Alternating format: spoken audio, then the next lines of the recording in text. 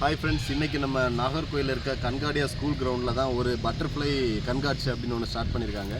அதை பார்க்க தான் வந்திருக்கோம். வாங்க பாருங்கள், இதுதான் என்ட்ரன்ஸு. இந்த ஸ்டெப் வழியாக தான் உள்ளே போனோம். மேலே பார்த்தீங்களா அந்த நாணி செட்டப்லேயே வச்சுருக்காங்க. வெளியே பட்டர்ஃப்ளை போர்டெல்லாம் நிறைய வச்சுருக்காங்க. உள்ளே போய் பார்த்தா தான் தெரியும். சரி வாங்க, டிக்கெட் கவுண்டரில் போய் டிக்கெட் எடுக்கலாம் அப்படின்ட்டு போயிட்டோம். டிக்கெட்டு ஒரு ஆளுக்கு 70 ரூபா சார்ஜ் பண்ணுறாங்க. டிக்கெட் எடுத்துட்டோம். ஒரு டிக்கெட்டுக்கு 70 ரூபா சார்ஜ் பண்ணுறாங்க.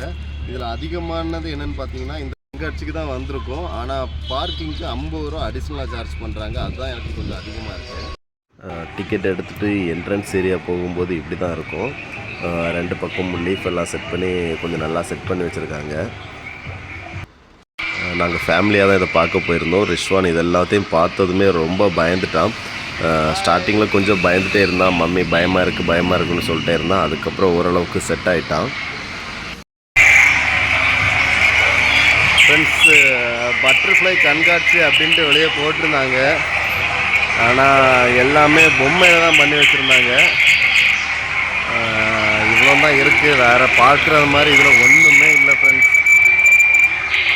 இப்போ பாருங்கள், நான் சுற்றி காமிக்கிறேன் என்னென்ன இருக்குன்னு பாருங்கள். சின்னதாக ஒரு இது பட்டர்ஃப்ளை அப்படிங்கிற மாதிரி எதுவுமே இல்லை ஃப்ரெண்ட்ஸ். 70 ரூபா டிக்கெட் சார்ஜ் பண்ணியிருக்காங்க. இதில் பட்டர்ஃப்ளை அப்படிங்கிறது மாதிரி எதுவுமே இல்லை. நானும் பட்டர்ஃப்ளை கண்காட்சி அப்படின்னோடனே எல்லாம் ஒரிஜினலாக ரியலாக எதாவது பண்ணி வச்சுருப்பாங்க அப்படின்னு நினச்சிட்டே வந்துருந்தேன். இங்கே எல்லாமே டிஃப்ரெண்ட்டாக இருக்குது. பட் ஒரு பட்டர்ஃப்ளை கூட நான் பார்க்கல. சின்ன குழந்தைங்களுக்கும் இதில் என்ஜாய் பண்ணுறது மாதிரி என்ன இருக்கும் அப்படின்னு தெரியலை. அந்த பாருங்கள்,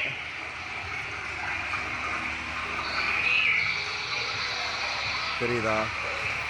ஏதோ தேனீச்சு அதில் கூட்டில் தேன் கொண்டு வைக்கிறது மாதிரியே பண்ணியிருக்காங்க. பட் என்னை பொறுத்த வரைக்கும் வேஸ்ட் ஆஃப் மணி.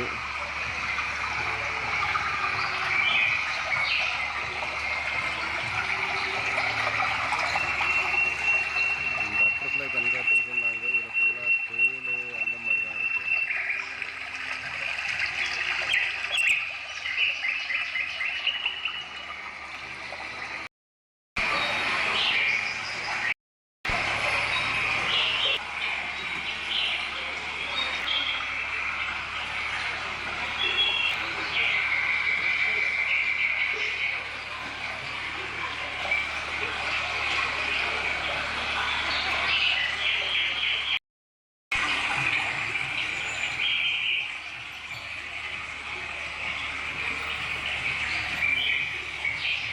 இந்த பொருட்காட்சியோட டைமிங் எப்படின்னு பார்த்தீங்கன்னா, ஈவினிங் 5 to 10 வரைக்கும் கொடுத்துருக்காங்க.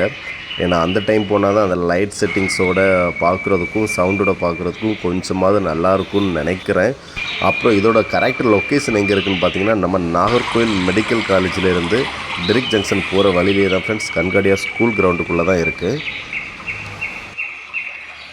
எனக்கு தெரிஞ்சு இங்கே ஒர்த்துங்கிறது மாதிரி எதுவுமே கிடையாது. எல்லாமே சும்மா டம்மி தான், வேஸ்ட் ஆஃப் டைம் தான் நினைக்கிறேன்.